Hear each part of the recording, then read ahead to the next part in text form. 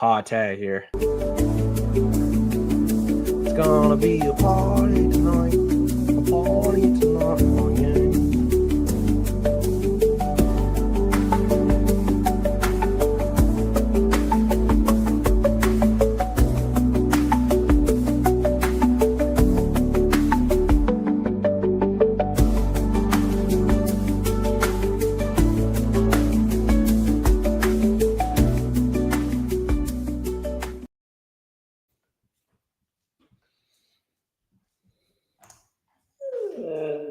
Party tonight, a party tonight. Oh yeah, it's my 26th birthday weekend, Sunday, September 7th. We're ready to produce in Paris with the MMA Husky Hustler for the Prop Fiends show. Thanks everybody for tuning in, staying forecasted. Prelim Tim, he's moving from New York to Florida, so make sure you drop a comment or let me say it more clearly. Drop a freaking comment. Let Prelim Tim know that we are thinking about him, wishing him the best in moving from state to state, and we can't wait to have him back on the live stream. Husky Hustler, what are you saying over there in Australia? You're talking about having a break soon potentially, but just a week or two. You're not leaving us for too long, I hope. Yeah, g'day, legends. Things here in Australia are pretty good. We've just had the live stream a little bit earlier because I've got to go help a friend move some stuff out of a garage because a few things are happening there. But yeah, look, at some point I might step away for a week or two just to refresh. I've got a few things going on in my life. But hey, we're here today. The OGs are back and we're ready to give you some value props. Yeah, like you said, the OGs are back. This is where it all started. My first ever live stream was with MMA Husky Hustler. He reached out a couple months before we ever started live streaming. We've been good friends ever since. The relationship continues to grow, and now we're going to get it in Paris. A great event, birthday weekend. We're having a party. Crack one, pour one. We're going to have some fun. Husky on the other side is howling. Talked to her and him earlier. They're ready to go, and they're going to start it off this week with the prelim prop. All righty. Obviously, William Gomes being a French fighter, they want the French fighters to win, so they put them in very good matchups. But look, he's a patient and technical striker, and he loves to get behind his jab and use his kicks and control the distance. He does not really rush for finishes. Instead, he's more content to really pick his opponent apart over the 3 rounds. And I know I'm a bit of a stat guy, but looking at his stats right now, it's like his last 6 wins, 4 of them have come by decision, which kind of tells you exactly how he likes to operate. On the other hand, his opponent's tough. He's durable. He's not an easy guy to put away. And that makes the decision angle for me even stronger. You're getting pretty good value there. I think you've got there plus 110. I think last time I checked was plus 112. So it's gone up a little bit, but you're getting solid value on the most likable outcome. He's going to dictate range. He's got enough stuffing, enough takedowns, and cruising his way to the decision. Yeah, he's fighting a debut fighter from KSW. You got to think the hometown fighter, William Gomes, has fought the better competition. Although each and every fight he is in is very close. You got to admit, every fight is very close, goes down to 1 or 2 points on the judges' scorecards.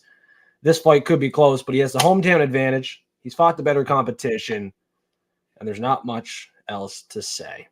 William Gomes for the win for me. I agree with you, Husky. And it has to be a decision. Looking at the KSW fights for his opponent, Robert, a lot of them are going the distance. Most of the time when he wins, lately it's going the distance. Looking at the last 4 fights, Robert finished 3 of them, got finished in 1 of them, but before that he had 3 decision wins. This fight is bound to go 15 minutes in my opinion. It could be a close fight, but William should win. He should. And this is not a prelim fight anymore. It's a main card fight, and it's the main card headliner, Husky. First fight on the main card. is William Gomes and Robert Ruchella. I don't even know how to say his last name.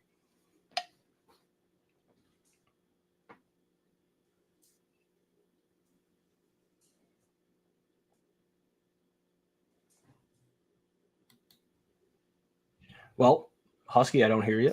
I'm going with the prelim prop. Sam Patterson inside the distance, plus 110. He's fought the better competition versus Trey Waters. You got two tall guys for the weight class, and I'm going for the win with Patterson here. Closer to home in this fight. He weighed in. He looked great, and I think he gets the win here inside the distance at plus money. He has the submissions on the ground, and in his last fight, he knocked out the left hand to God. Danny Barlow. He could get the knockout in this fight. Would not surprise me. He's probably a lock of the week on the money line. If he even takes this fight 15 minutes, he gets it done. On the money line, he is a lock of the week, in my opinion. But the official prop is inside the distance at plus money. What do you think, Husky? Let me know what you're thinking on this one. Yeah, look, apologies for before. We just had a bit of lag on my end. But look, I like this pick. I think from his 13 wins, he's got 5 KOs, 7 submissions, and only 1 decision. So it tells me that, it's going to end inside the distance. I always like to look at where fighters are situated on the card as well. And if you look at the card, we'll just quickly fourth fight of the night. There. I believe he's out of fourth fight of the night. Yeah. So what they like to do, they like to put on a show for the local crowd. So I think that's a really, really good pick.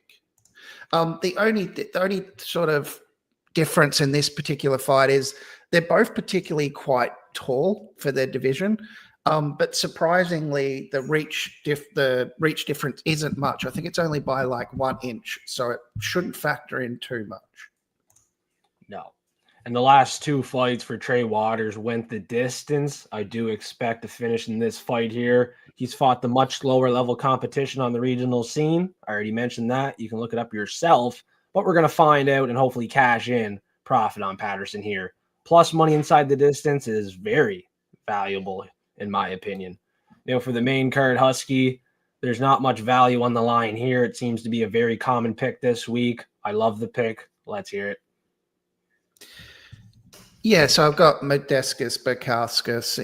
He's more sort of dangerous when he's opens up with his striking and long kicks, and he's got sort of sharp boxing. He's got sort of more serious finishing power once he finds his range, and he's shown again, he can get comfortable on the feet. He doesn't just win rounds. He puts people away. So once again, I'm the stat guy. If you look at Paul Craig's stats, 16 of 19 of his UFC fights have failed to go the distance. So this matchup screams a finish to me. He's either going to get catched a sub or get knocked out trying. So that's a pretty heavy style. Exactly, the KO proper Bukauskas makes so much more sense to me. Look, $1.90, how could you not sort of take that? Like, even though, there could be a little bit more value on a couple more props there. He's consistently putting himself in danger, Paul Craig. It's just singing violence me on this particular card. I can't not take it. And I think Paul Craig, if you look at his last few fights, he's becoming more of a point fighter. He doesn't quite have that killer instinct that he used to have. He's actually becoming a little bit more boring, in my opinion. But so, hey, I'm going to take it. Free money. Yeah, well, he's a BJJ nerd, lays on his back. He's very one-dimensional and only one clear way to win. We've seen some small improvements on the feet, but Modestas Bukauskas is training with Tom Aspinall. He's ready to go in this fight, his second time in the UFC. His first run was not that bad. He lost a split decision to Mikhailo Zaechuk. He lost to Khalil Roundtree with a brutal front kick to the knee. And he's came back and looked very good. Made the move, training with Tom Aspinall, Mick Park, and high-level guys. It's closer to a hometown fight for him, the Lithuanian. Let's pick him to win. Knockout. Even the decision has value in this fight. But Paul Craig, man, He's going potentially for his 6th knockout loss, 6th day of the month, 6 prime energy on the day, 6 secondary energy of the day. I mean, the Zodiac screaming Modestus Bacchus by knockout, and the bookies have it chalked up here. He probably gets it done by knockout. And look, Magescus, he looked absolutely in phenomenal shape at the weigh-ins as well. So he's locked and loaded and ready to go. Yeah, if you want to play it safe on the money line, 100% guarantee Modestus is money this week, in my opinion. Or you just play the money line knockout. Yeah, exactly. Now, my money play on the main card is Reese McKee underdog plus 110 to win here in this fight. Inside the distance, it's plus 320, 420 Canadian. We can blaze it here. I think he's a more durable fighter. It's his 2nd time back in the UFC as well, if I'm not mistaken. And I don't think he wants to, make it a bad run. He's looked good in his last fight. Got the knockout finish versus Frunza, a fighter that we had faith in after Dana White's Contender Series. So I don't understand how we can discredit him against a fighter that's undefeated and debuting in the UFC. 2 no-nos. The debut fighters have a tough time, first time in the UFC. The undefeated fighters seem to be losing a lot this year. And the bookies have this fight nearly 50-50. So let's take Reese McKee inside the distance. We can be statistical with it. Out of 14 wins for Reese McKee, he has 100% finish rate every fight he has finished that he has won. He has 4 decision losses, 2 knockout losses. He's never been submitted. I think he's a better fighter. Bookies respect him. I respect him. And yeah, it's his 2nd run in the UFC officially. During his 2nd run, he is 1-2 in the UFC. So he kind of needs a win here, or else he might lose that contract. Husky, please tell me the Husky is howling in this fight. Well, I think she's outside playing with a chew toy, but she has already told me she agrees with the pick. We're going Reese McKee all day, every day, and Sunday with this particular card. And I do love your inside the distance pick, mate. Look, like you said, he has never won by decision. He's always finishing his opponents of 100% finish rate, 11 wins by KO, 3 by submission.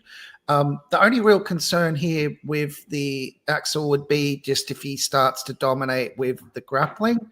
But I see Reese more likely to land more and look more effective, whether that goes to judges or he gets the finish. But as you've pointed out, he does get a lot of finishes there. And we've seen this time and time again with these debutantes that come into the UFC. And I think the line is because Reese has had a few losses and he's come back to the UFC. So they're putting him against the debutant and people are like, well, does he hold up to the UFC level? He's already proven that he can be in the UFC. Like, if you look at the fight that he lost a split decision with Chitty, he was looking good in that fight. I mean, just a couple of extra shots, a judge seeing it the different way. He could have very easily won that fight. So if you're telling me Axel is better than Chitty, I'm going to disagree with you. So, fade those debutantes. Let's make that money. And another thing to mention, Axel Sola has 5 amateur fights that he lost via decision. He's never officially lost a fight inside the distance. All 5 losses on the amateur scene here come by a decision. So yeah, the money line is obviously the safest play here. Husky Hustler, it's money. I think it's underdog of the week for me. Reese McKee, he's a more durable fighter and he will land the more damage. But let's get into the value props of the week here. Looking to make a stab on a profitable play. Yeah, this was a tough one for me. I was considering having Mauricio Ruffy by decision in the main event, but I mean, the likely outcome there is he's going to get the KO. So I kind of steered away from that. I think that Renat's getting very much disrespected in this matchup. He's won 22 of his last 23 fights. I mean, that doesn't happen by accident. He's got a grinding wrestling style, and he's been able to out-grit once, in his entirety of his career. So people expect him to come out and maul his opponents for a finish, but that's not really a lot of his fights turn into sort of more drawn-out, gritty affairs where he racks up control time and he wins rounds. And if you look at Andreas Gustafsson, look, he's durable, he's scrappy. While we might get him stuck on his back or press against the cage, he's hard to finish. After weigh-ins too, just something that I noticed, there was a lot of hugs and smiles between the two of them. You would think they were best mates. And that kind of tells me that we're in for a fight that's pretty much going to be a lot of clinching and a lot of hugging. And that plays right into They love each other. They could very well. Like, they look very chummy. So I just see a smothering pace and not enough damage to get the stoppage. And another thing as well, Andreas doesn't really have a game plan. He basically just says, I summon the spirits of my Viking ancestors.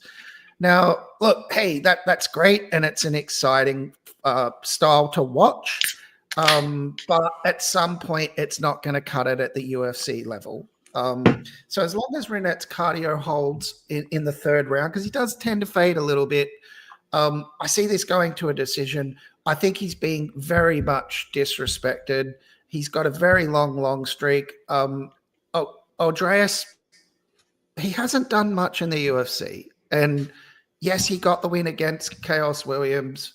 I don't think he looked fantastic in that. I was literally, I was on the Chaos side. I freely admit I had a bet on him, and I was screaming at the TV, do something, throw something. He just threw nothing, and it still went to a decision. So, hey, I could be wrong, but when you're giving me that kind of value, I'm gonna take it. Yeah, and 8 out of 10 times, or 9 times out of 10, really, this fight's going to a decision. So it's a coin flip, and you've got odds like that. Hey, why not take it? And Rinya's the pick for me, but being honest, if this fight does not go the distance, I do think Andreas Gustafsson could have more finishing upside. Newer to the UFC, Rinya Fakhretdinov is known to go the distance, close fights, split decision with Dalby. He had a draw with Zaleski, and prior to the UFC, I didn't really realize this, but you look at the level of competition: 3-3, 1-1, debut, 1-1, 10-8, debut, 2-1, 0-1, debut, 2-0, 0-2, 0-2, debut. His wins are terrible, tomato cans, and that explains why his fights in the UFC are extremely close. You got a fighter new to the UFC with hype and people backing him with their money. I mean, Gustafsson was underdog. He flipped to the favorite in this fight. Respect to him. Won his last 4 fights. Just beat Chaos Williams, a tough, durable fighter. Outpointed him. And he has finishes. Dana White Contender Series, knockout. Knee to the head round 2. He had a knockout round 1 before that. Knockout round 2 before that. The level of competition, not great. 13-10, 8-4. Pat Pitlick, 8-1 or 9-1, but a low-level Canadian fighter that was pretty chinny. If this fight goes the distance, it could be close. The money coming in on Andreas Gustafsson doesn't really make sense to me. I've always liked Rinya Fakhretdinov, but we can't ignore the regional scene fighters that he beat were pretty low level, and there is a chance we could be overrating Rinya Fakhretdinov as a fighter. Maybe the bookies see something we don't here. We got to respect the bookies as well. They have Gustafsson as a favorite now, and they respect the money coming in, Husky. Yeah, but if you look at his record inside the UFC, I mean, he beat Brian Battle. That's a great win. Who's caught? Who's caught? He got caught because he can't make weight. Yeah, but still, Battle is good. He was on a roll. He was on a roll before he got cut from the UFC. That's undeniable.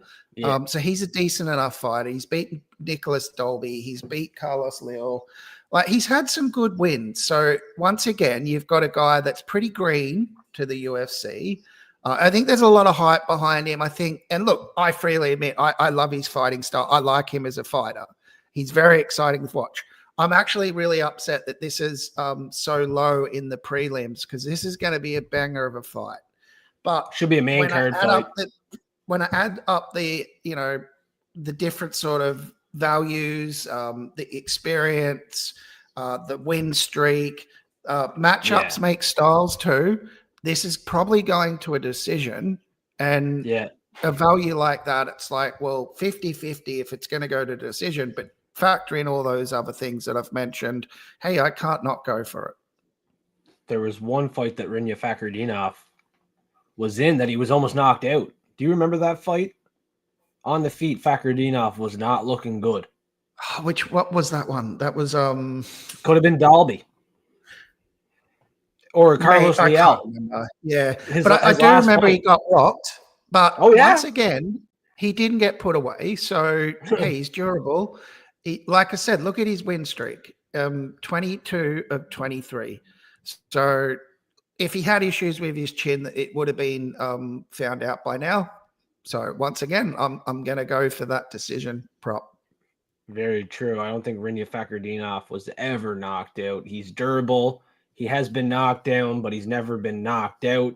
And he comes back to win the fight with the grappling, relentlessness approach. He is relentless. He will shoot the takedown if he does get wobbled.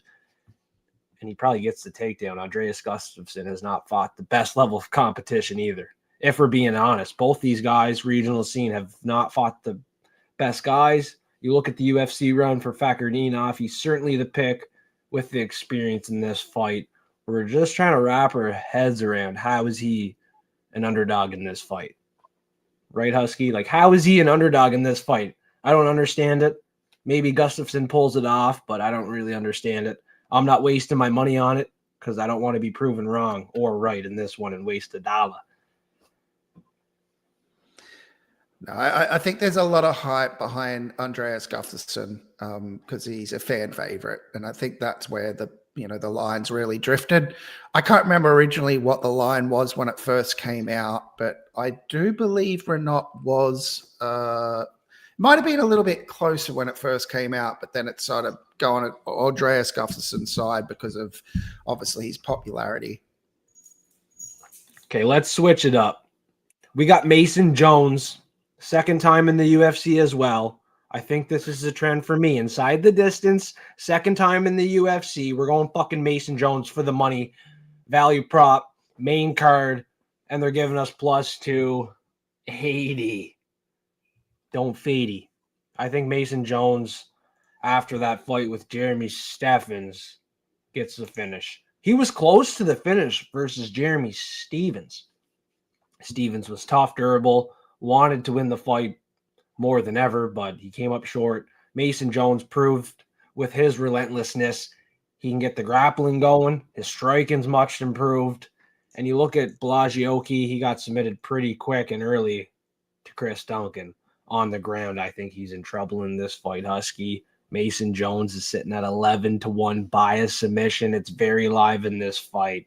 You look at Blagioki on the ground, it's not great. And Mason Jones is a grappler with a good pace and a lot of motivation. I think he's money. Money line, it's a 50-50 fight, essentially. That's what the bookies are saying. But I don't think the public is invested enough in Mason Jones this week. Let's take him as a lock of the week. Yeah, look, I've got Mason Jones winning. If you look at Blagioki, you got to think like, what is his method of victory?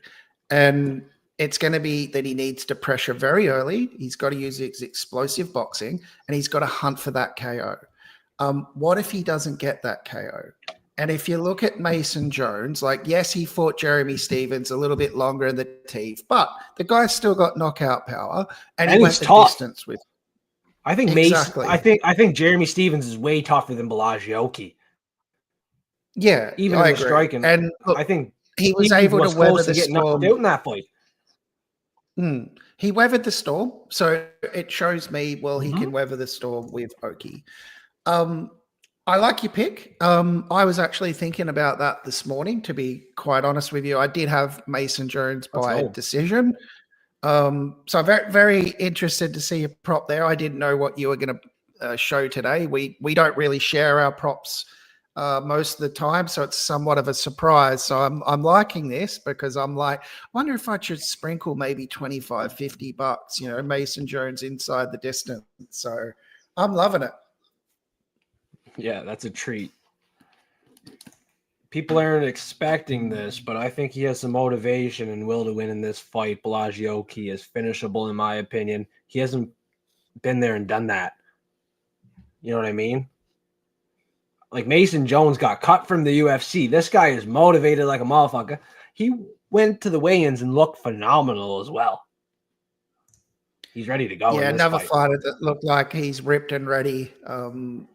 You love to see that too. And Oh yeah. Yeah, and like I guess at the weigh-ins, a lot of the fighters were like, "Let's just get this done." It wasn't until the very end. I think there was like one fighter, two fighters that took their time to get to the scales. Mason Jones was not one of them. Let's put it that way. The guy looked like he's in phenomenal shape. Lock of the week. Lock of the week. It's the 5th day of the month. I got 5 locks of the week. Husky. Full card prediction show this week. I was not locked in, dialed in, didn't have the underdog barking, but I do now. And if you're tuning in, you're finding out. 5th day of the month. Who's it going to be? Locks. I got 5 locks. Who's it going to be? Quick. Okay, first fight of the night, Sam Hughes as a favorite gets it done here. I don't like taking women's fights as locks of the week, but I might break the code here. I think Sam Hughes gets the win, improves to 11-6 at UFC on ESPN Plus 116. And she also weighed in at 116 pounds. She gets it done here. She gets it done here. I like that one. She gets it done here. You hear me? She gets it done here.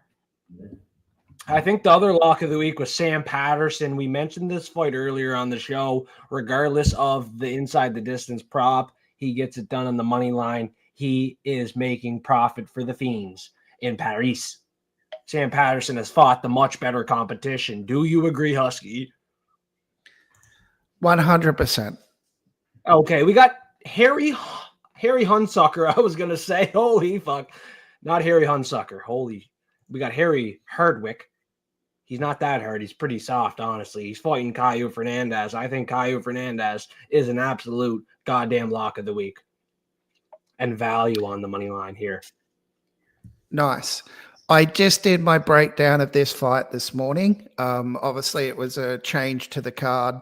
And I did its due diligence. And I'm looking at Harry Hardwick and I'm thinking, I think Fernandez knocks him out. I really do. Like, I think people are, oh, this is going to go to a decision. I'm like, okay, we'll see. Yeah, he better knock him out. Make it easy for us. No stress. Birthday weekend. Let's cash. We got 2 more locks coming up. And I know it was tough to make the locks this week, but I had to dial in. I had to clock in. And I like Mason. I like Mason Jones. We just talked about it. I'm not going to lie. I like Mason Jones this week. I think he's money against Blagioki. Maybe he does go to a decision and beats the fuck out of Blagioki. Maybe he gets the prop inside the distance plus money for us, cashes that. But I think he gets to win regardless. Well, the Husky was howling. She just was in the other room, so she loves it. Look, Mason's a great pick. And great value. I don't know if I don't want to be the party pooper on your birthday. I think this one could be a little bit greasier than expected, but look, Mason Jones should win. I think this is one of my most confident locks out of the 5. I think Mason Jones is absolute money, man. Like, second attempt at the UFC, he's very motivated this time around, and he looked very good in his last fight, coming close to the finish multiple times. Unfortunately, he was fighting a durable Jeremy Stevens. In this fight, he's fighting Blagioki with 2 losses. One of those losses within 30 seconds by submission. And he got a decision loss in his first ever fight. But the level of competition, he just beat Michael Aswell, a fighter that was not signed after Dana White's Contender Series. He showed up short notice, and Blagi beat him by a decision. Didn't even get the knockout. Pathetic. Mason Jones, absolute money. So just looking over my crystal ball, I see Mason Jones and Oki. Oki shows a little bit of power. Mason goes, oh, I need to be careful here. Like, he can hit me, he can rock me. And he decides to be smart, take it to the ground, works the submission, gets him out of there. And you know what? The crystal ball is real.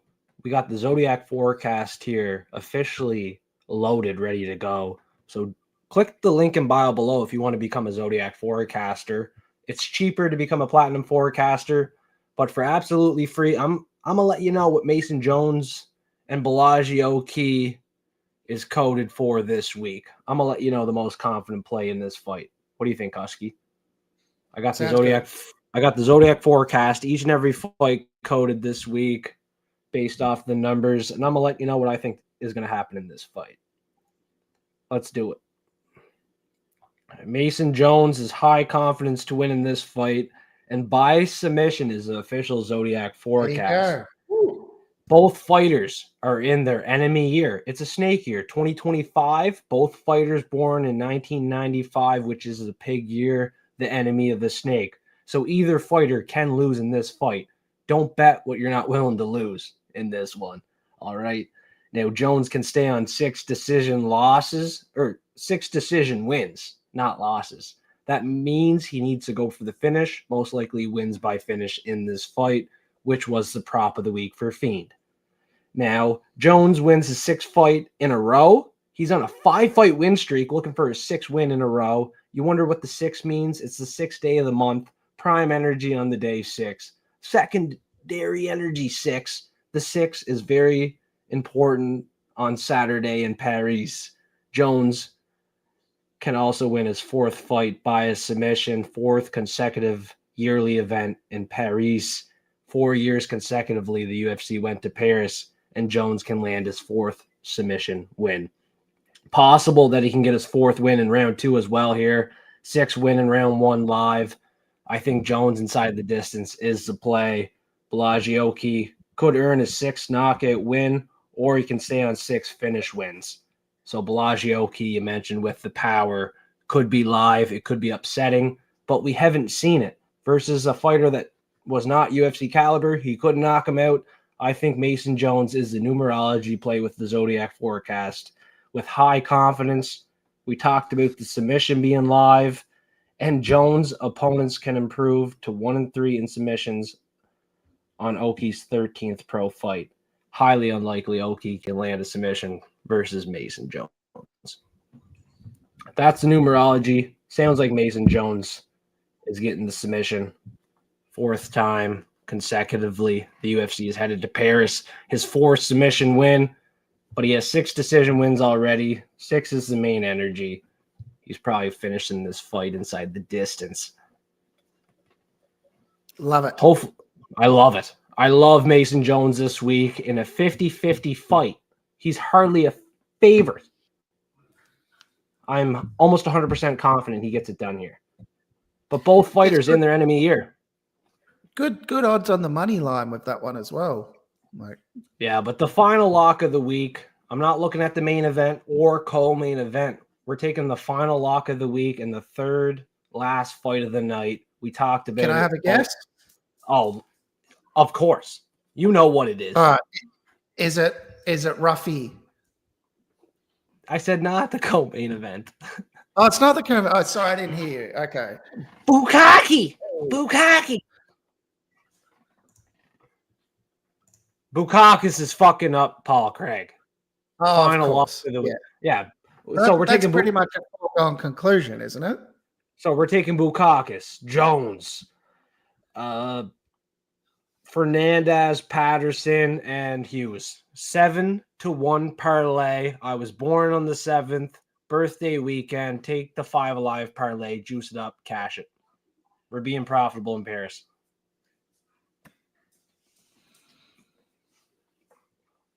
Nice. I might put 1,000 for 7,000 on those 5 favorites. Ooh. Or more. I might put $2,000 on them. I'm looking to make life-changing money this week on my birthday. The 5 Alive parlay is juicy and it's money. Yeah. Yes! Right. Yes! It's hitting. It's smacking. What's that? He's going crazy. I know. Absolutely ballistic. The Husky suggests that maybe not put $2,000 on it. 500 maybe, but The Huskies agreeing. The she's howl looking means out for you. I don't know, bro. The trend of the show is when the howl happens, the howl indicates a win. That's true, but yeah, you know how to manage your bankroll, so you know what you're doing. Yeah. Don't bet what you're not comfortable losing. I am set on a bankroll, $50 per unit for me. I'm willing to put $2,000 on the locks, nearly. Do I do it or not will be for the $5 a month for the Platinum Forecasters. Maybe I put the 500. Maybe I put 1,000. But I'm very confident these 5 locks hit. 7-1 parlay. I was born on the 7th birthday weekend. We're absolutely crushing it, making profit in Paris, Husky. I think these 5 favorites are promising AF. We got Sam Hughes, Sam Patterson, Caio Fernandez, Mason Jones, money, Modestus Bacchus, money. 5 Alive. How could this go wrong? Well, it's not going to for your birthday weekend, so it's not going to go wrong. We're getting the W. Locked in, dialed in.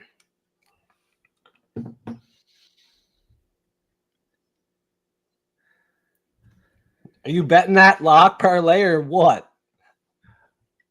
I don't do money line parlays, mate. What? Yeah, no. What do you mean?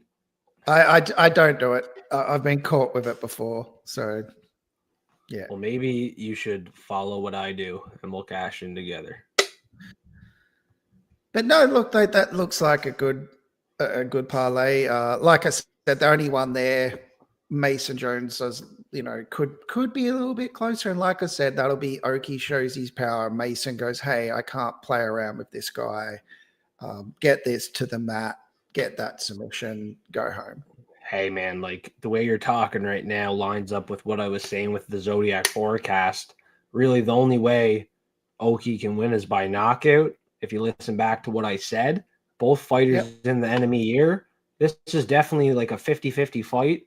And I think the bookies realize the numerology. Both fighters born in their enemy year, it could go either way. That's why it's 50-50, right? But I think we have an edge and an advantage taking Mason Jones. He's money on this main event. But we'll see what happens. We've taken losses before, and we've learned from them.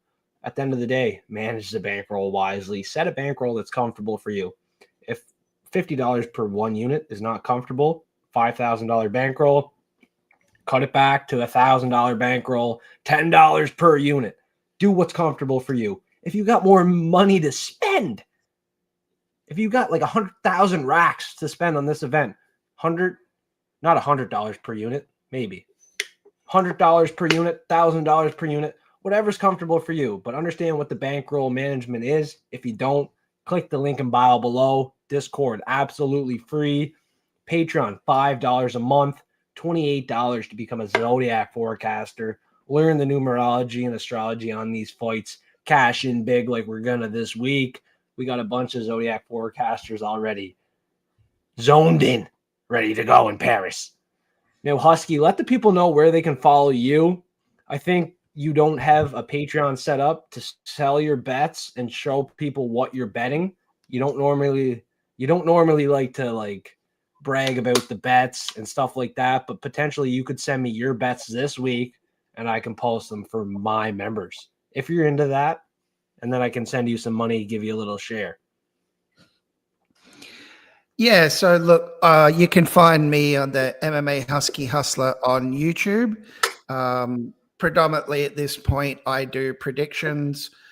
Yes, I do bets, and as Fight Fiend just pointed out, I don't tend to really share that with anyone. I'm sticking to prediction videos, And yeah, mate, I'm happy to share some bets with you.